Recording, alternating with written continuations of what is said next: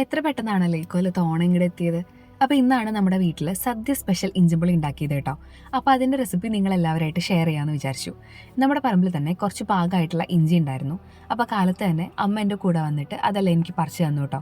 അതെല്ലാം അതിൻ്റെ ചെളിയെല്ലാം കഴുകി കളഞ്ഞ് വൃത്തിയാക്കി തന്നു കേട്ടോ അമ്മ. അപ്പോൾ അതിൻ്റെ കൂടെ നമ്മുടെ പറമ്പിലുണ്ടായിരുന്ന കുറച്ച് പച്ചമുളകും വേപ്പിലെല്ലാം പറിച്ചെടുത്തിട്ടാണ് നമ്മൾ ഈ റെസിപ്പി ചെയ്യാൻ പോകുന്നത് കേട്ടോ. അപ്പോൾ ഇതിൻ്റെ ഫസ്റ്റ് പാർട്ട് എന്ന് പറയുന്നത് ഈ സാധനങ്ങളെല്ലാം അരിഞ്ഞെടുക്കുന്നതാണ്. ഇഞ്ചിയെല്ലാം വളരെ ചെറുതാക്കി അരിഞ്ഞെടുക്കണം. ഇഞ്ചി ഏകദേശം 1 കപ്പ് അളവിൽ അരിഞ്ഞെടുത്തതുണ്ടായിരുന്നു. അതുപോലെ 1/2 കപ്പ് അളവിൽ നല്ല എരിവുള്ള പച്ചമുളകായിരുന്നു കേട്ടോ. പച്ചമുളകും അരക്കപ്പ് അളവിൽ അരിഞ്ഞെടുത്തിട്ടുണ്ട്. 1 പിടി അളവിൽ വേപ്പിലയും കൂടെ ചെറുതായിട്ടൊന്ന് അരിഞ്ഞു വെച്ചിട്ടുണ്ട് കേട്ടോ. അടുത്ത സ്റ്റെപ്പ് എന്ന് പറയുന്നത് കുക്കിംഗ് ആണ്. അപ്പോൾ നമുക്കൊരു പാൻ അടുപ്പത്ത് വെച്ച് 2 ടേബിൾ സ്പൂൺ അളവിൽ വെളിച്ചെണ്ണ ചേർത്ത് അരിഞ്ഞു വെച്ചിട്ടുള്ള 1 കപ്പ് അളവിൽ ഇഞ്ചി ചേർത്ത് ചെറുതായിട്ടൊന്ന് മൂത്ത് വരുന്ന സമയത്ത് 1/2 കപ്പ് അളവിലുള്ള പച്ചമുളകും കൂടെ ചേർത്ത് അതിനുശേഷം ഒന്ന് മിക്സ് ചെയ്തിട്ട് ബാക്കി അരിഞ്ഞു വെച്ചിട്ടുള്ള വേപ്പിലയും കൂടെ ചേർത്ത് കൊടുക്കാം. ഇത് നന്നായിട്ടൊന്ന് വറുത്ത് വരണം കേട്ടോ. ഇത് നന്നായിട്ടൊന്ന് വറുത്ത് വന്നതിന് ശേഷമാണ് നമ്മൾ ഇതിലേക്കുള്ള പൊടികളെല്ലാം ചേർത്ത് കൊടുക്കുന്നത്. അപ്പോൾ ഇതിലേക്കുള്ള പൊടികളെന്ന് പറഞ്ഞു കഴിഞ്ഞാൽ 1/2 സ്പൂൺ അളവിൽ മുളക് പൊടി, 1/4 സ്പൂൺ അളവിൽ മഞ്ഞൾപ്പൊടി, 1/2 സ്പൂൺ അളവിൽ മല്ലിപ്പൊടി, അതുപോലെ 1 സ്പൂൺ അളവിൽ ഉപ്പ് ചേർത്ത് കൊടുക്കുന്നുണ്ട്.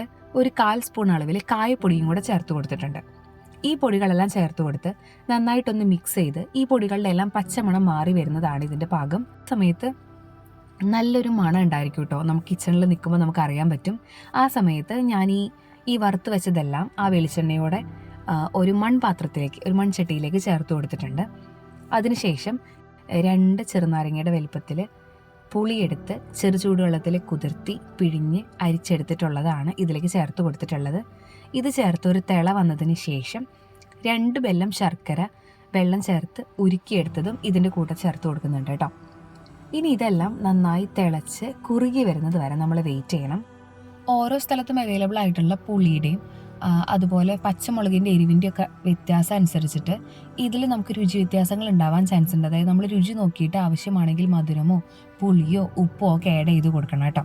അപ്പോൾ അതിന് ശേഷം നമുക്കൊരു ചെറിയ പാത്രം അടുപ്പത്ത് വെച്ച് ഒരു 2 സ്പൂൺ വെളിച്ചെണ്ണ ഒഴിച്ച് 1 പിടി അളവിൽ കൊത്തിയെടുത്തിട്ടുള്ള തേങ്ങ ചേർത്ത് കൊടുത്തിട്ടുണ്ട് കേട്ടോ. തേങ്ങാക്കൊത്ത് അത് നന്നായിട്ടൊന്ന് വറുത്തെടുത്ത് നമ്മൾ ഇഞ്ചിമുള്ളിയിലേക്ക് ചേർത്ത് കൊടുക്കുന്നുണ്ട്. അതേ വെളിച്ചെണ്ണയിലേക്ക് 1/2 സ്പൂൺ അളവിൽ കടുകിട്ട് അതൊന്ന് പൊട്ടി വരുന്ന സമയത്ത് 1/2 സ്പൂൺ അളവിൽ തന്നെ ഉലുവയും ഉഴുന്നും ചേർത്ത് കൊടുക്കുന്നുണ്ട് കേട്ടോ.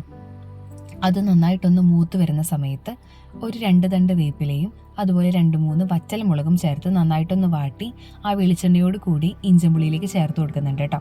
ഇത് നന്നായിട്ടൊന്ന് മിക്സ് ചെയ്ത് കഴിഞ്ഞാൽ നമ്മുടെ അടിപൊളി ഇഞ്ചിമ്പുള്ളി ഇവിടെ റെഡി ആയിട്ടുണ്ട്. അപ്പോൾ ഇതുവരെ ട്രൈ ചെയ്ത് നോക്കാത്തവരുണ്ടെങ്കിൽ ഈ റെസിപ്പി എന്തായാലും ഒന്ന് ട്രൈ ചെയ്ത് നോക്കിയിട്ട് അഭിപ്രായങ്ങൾ അറിയിക്കണം കേട്ടോ. താങ്ക്